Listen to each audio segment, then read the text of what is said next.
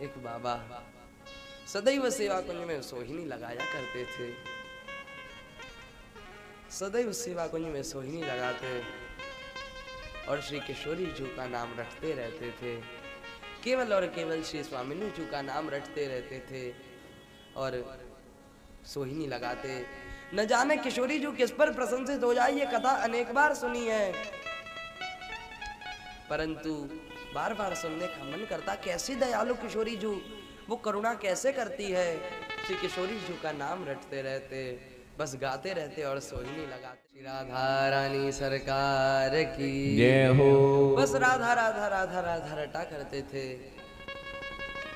राधा राधा पुकारा करेंगे, बस यही उनका नियम। सोहिनी लगाते। एक दिन किशोरी जी बड़ी दयालु है, दया आ गई, मिलने का मन हो गया है। आज रात्रि को रास करते करते अपना एक नूपुर वहीं पर छोड़ दिया। अगले दिन जब बाबा सोहिनी लगा रहे हैं तो सोहिनी लगाते लगाते उनको एक नूपुर दिखा। श्री किशोरी जी के समस्त आभूषण में भी इतनी कांति है कि अन्य बात की अन्य क्या बात है। वो महाराज नूपुर उनको लगा कि ये कोई साधारण नूपुर नहीं, अवश्य ये कोई धनिक का नूपुर है, ये कोई बड़े घर की बेटी है, बड़े घर की बहू है, उसका नूपुर है, मांगने आएगी तो दे दूंगा मैं, पर ये कोई सामान्य नूपुर नहीं। अगले दिन रास का समय हुआ है, किशोरी जी को सखिया तैयार कर रही है। महाराज सुंदर बेसर है, बाजूबंद है, कमर में सुंदर माला है, सब कुछ धारण करा है, ललाट पर पहनी है। जब चरणों की बारी आई तो देखा नूपुर, एक नूपुर धारण करवा दिया, दूसरा नूपुर कहाँ है। अब जल्दी करो, पूरे निकुंज में ढूंढ दिया, नूपुर नहीं मिला। महाराज कोई वस्तु खो जाए तो जहां पर हम बैठे थे वहीं पर तो जाकर देखेंगे ना। तो आज सखियों के मन में विचार आया, क्यों ना सेवा कुंज में रास करते वहां जाकर देख लिया जाए। तो ये बाबा के पास तो नूपुर था, वो चमक रहा था। आज श्री ललिता सखी जी आई है। अब सखी के रूप में तो आ नहीं सकती, एक वृद्ध माता के रूप में आई है। और देखा कि बाबा के पास है, बाबा से कही राधे श्याम, बाबा ने कही राधे श्याम, कहा चाहिए मैया। कहा कि बाबा मेरी बहू रोज यहाँ पर आवे, वाको नूपुर गिर गयो है, सोचे वाको ही नूपुर है, कृपा करके नूपुर दे दो मुझको। आज महाराज बाबा ने कहा मैं कैसे मान लूं भैया, ये महंगा नूपुर है, अद्भुत नूपुर है, दिव्य, सबको ही मांगने आएगा। अरे ऐसा दूसरा हो तो मैं मानूं। कहा हमारा बाबा मैं साची कह रही हूं, मेरी बहू है जे। कहा नहीं, मैं ऐसे नहीं दूंगा। बाबा भी मानो हृदय में समझ गए थे कि ये किशोरी जी के अलावा किसी और का नूपुर नहीं हो सकता। बोलो राधे राधे। कहते हैं ना भगवान अगर चतुर है तो संत चतुर शिरोमणि है। भक्तों को पहचानने में देर नहीं लगती ठाकुर जी को। श्री नामदेव जी फुलका बना रहे हैं, ठाकुर जी कुकर के वेश में आकर वो रोटी ले गए महाराज। तो नामदेव जी ने उसमें प्रभु के दर्शन कर लिए कि प्रभु घी तो लगाते जाओ। अग्नि महाराज नामदेव जी का घर जल गया। लोगों ने कहा नामदेव जी वस्तु को बाहर निकालो, जितनी बचा सकते उतनी तो बचा लो।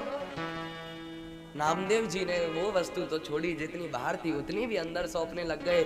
या हाँ मेरे प्रभु आज अग्नि के रूप में आए हैं, प्रभु को जो कुछ है सब अर्पित। तो प्रभु को अग्नि के रूप में आना पड़ा, कुकर के रूप में आना पड़ा प्रभु को। भक्त से ठाकुर जी कभी नहीं छिप पाते।